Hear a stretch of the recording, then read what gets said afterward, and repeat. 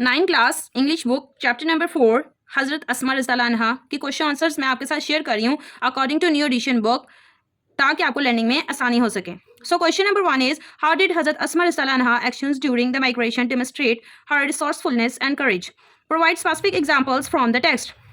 The answer is, Hazrat Asma Razitala Anha actions during the migration demonstrated her resourcefulness and courage. She made food for the journey and tied it to the back of the camel with her belt. And then every night she risked her life to carry food to the cave of Thor. When Abu Jahl asked her about her father, she stayed calm and didn't tell him anything about the Rasul and her father. Question number 2 is, how can the qualities of Hazrat Asma be applied to the contemporary situations of trust and integrity? Provide a real life example. Hazrat Asma embodied courage and integrity. These qualities are essential even today, especially in times of crisis or when mercy is needed.